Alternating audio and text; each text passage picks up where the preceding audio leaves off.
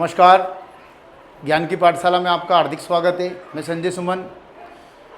आज हमारे इस YouTube चैनल पर आपके लिए कक्षा 10 विषय गणित से संबंधित अध्याय 1 में प्रश्नावली 1.1 के कुछ क्वेश्चन आपके सामने लेकर आया हूँ।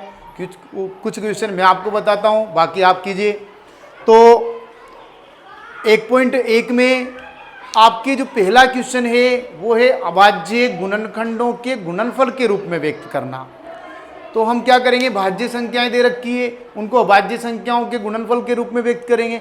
अब देखो क्वेश्चन यही नहीं होता है कि अभाज्य गुणनखंडों के गुणनफल के रूप में व्यक्त करो, इससे बहुत सारे क्वेश्चन बन सकते हैं। जैसे कि अभाज्य गुणनखंड कीजिए और उनमें जो घातें प्राप्त होती है उनका योग कीजिए, घातों का गुणनफल, घातों का भागफल, घातों का अंतर, ये भी पूछ सकता है। तो आप इसको भी ध्यान में रखते हुए पढ़ें। पर हमारे पहला क्वेश्चन है कि प्रश्नावली 1.1 कक्षा 10 में हम लिखते हैं विषय गणित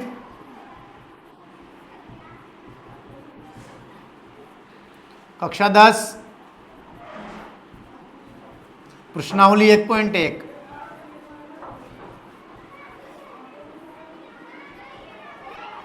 देखो 1.1 में आपके पहला क्वेश्चन है निम्नलिखित संख्याओं को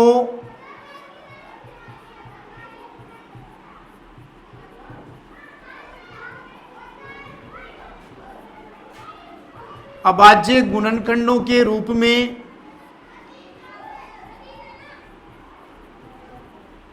अभाज्य गुणनखंड के गुणनफल के रूप में व्यक्त करो।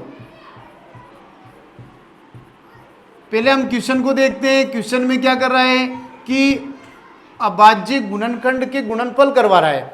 तो हमें पता है कि ये संख्याएं सब भाज्य है, क्योंकि भाज्य संख्या के अभाज्य गुणनखंड होते हैं। अब संबंधित क्वेश्चन मैंने आपको भी बताया है कि इसमें गुणनखंड से संबंधित क्वेश्चन नहीं होता है। उसमें आप घातों का योग पूछ सकता है, घातों का गुणा पूछ सकता है, दोनों घातों का अंतर पूछ सकता है। तो हमारे इसमें पहला क्वेश्चन उसने दिया है नंबर 1 पे 140। हमने प्रश्न देखा है, ऊपर हेडलाइन पे देखते हैं कि अभाज्य गुणनखंड करने पर 140 तो भाज्य, तो भाज्य संख्या के ही तो अभाज्य गुणनखंड होते हैं। हम क्या करते हैं, अभाज्य गुणनखंड विधि से करवा रहा है। तो चेक करते हैं इसके लिए हल, और हम लिखते हैं 140। 140 को लिखना है अभाज्य संख्याओं के गुणनफल के रूप में। तो यहाँ 140 के करते हैं अभाज्य गुणनखंड। अभाज्य गुणनखंड करने के लिए पहले संख्या को देखते हैं। संख्या है हमारे पास 140 और 140 में अंतिम अंक जो है वो 0 है। हम जानते हैं यदि 0 होता है तो वह सम संख्या है, और सम संख्या में हमेशा 2 का भाग दिया जाता है। हम 140 में 2 का भाग देते हैं, तो 2 का जब भाग दिया तो 2 के पार्टे में 14 आता है 7 बार में, यानी कि 70 बार हमारे भाग जाता है। फिर हम आगे बढ़ते हैं। फिर वापस हमने देखा कि जब 2 का भाग दिया 140 में 70 मिला। जब 70 मिला तो उसका भी अंतिम अंक 0 है। 0 इसका मतलब ये भी सम है।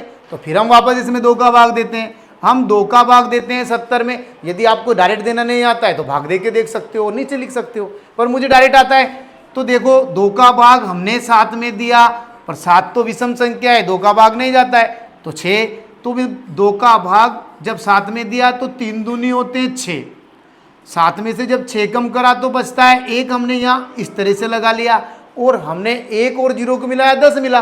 तो 2 का भाग 10 में जाता है 5 बार, हमें मिलता है कितना, 35। अब चेक करते हैं कि 35 का अंतिम अंक जो है वो 5 है, और 5 आता है विषम संख्याओं की श्रेणी में। तो 5 आ गया विषम संख्या होगी इसका मतलब। तो विषम संख्या में तो भाग भी विषम का देंगे। हम 3 का देते हैं तो 3 का भाग 35 में नहीं जाता है। क्यों? क्योंकि दोनों अंकों का योग 8 हो रहा है। अगर 9 होता तो 3 का भाग चल जाता। तो अगला डिजिट जो है वो है हमारे पास 5। 5 का भाग 35 में जाता है 7 बार, और 7 तो स्वयं अभाज्य है, इसलिए उसमें 7 का ही भाग दे देंगे। 7 का भाग दिया 1 बार, हमें मिलता है 2 की घातांक 2 और 5 की घातांक 1 और 7 की घातांक 1। ये हो गया हमारे इसका आंसर। 140 को हमने अभाज्य गुणनखंड संख्याओं के रूप में व्यक्त कर दिया। अब एक्स्ट्रा क्वेश्चन क्या बनते हैं वो देखें। आपसे इसी क्वेश्चन में वो पूछ सकता है कि 140 के अभाज्य गुणनखंड कीजिए और उसकी घातों का योग कीजिए। तो आप देखिए कि सबकी घातें चेक करें। 2 की घातांक 2 है, 5 की घातांक 1 है और 7 की घातांक 1 है। तो घातों का योग पूछता है तो घातों को जोड़ दीजिए, 2 + 1 टोटल होता है 4, ये दूसरा आंसर हो जाता है। ये आपके अन्य क्वेश्चनों में काम आता है। इसी में एक क्वेश्चन और लेते हैं हम। आपके इसमें 4 क्वेश्चन है। पहला क्वेश्चन 140 है और थर्ड नंबर पे जो क्वेश्चन है वो है 5005। आप देखें कि 5005 का अंतिम जो अंक है वो है 5, यानी कि ये विषम संख्या है। और अभी मैंने बोला है विषम संख्या में भाग देते हैं, विषम संख्या का हल करते हैं। इसको 5005 की गुणनखंड करते हैं। तो चेक करा हमने 5005 बराबर, और यहाँ लिखते हैं 5005।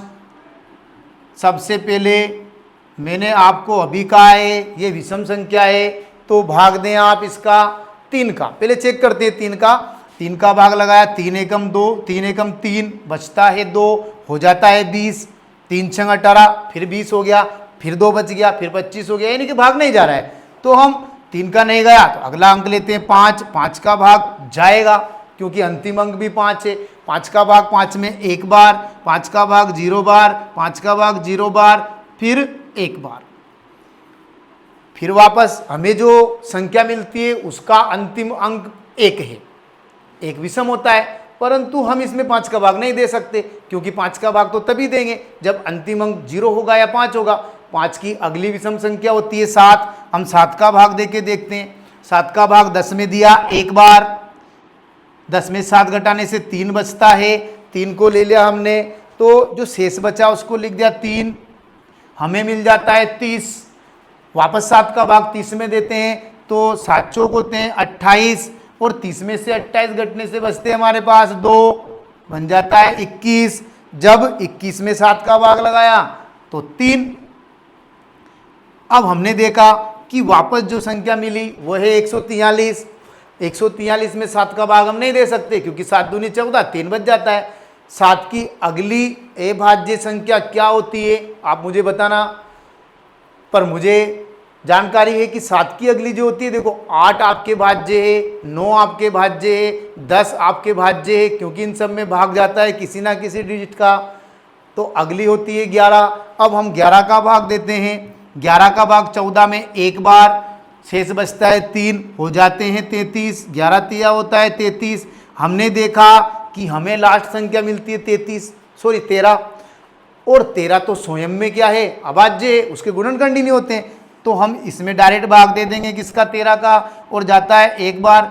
तो हमें 5005 के गुणनखंड में मिलता है 5 गुणा में 7 गुणा में 11 गुणा में 13।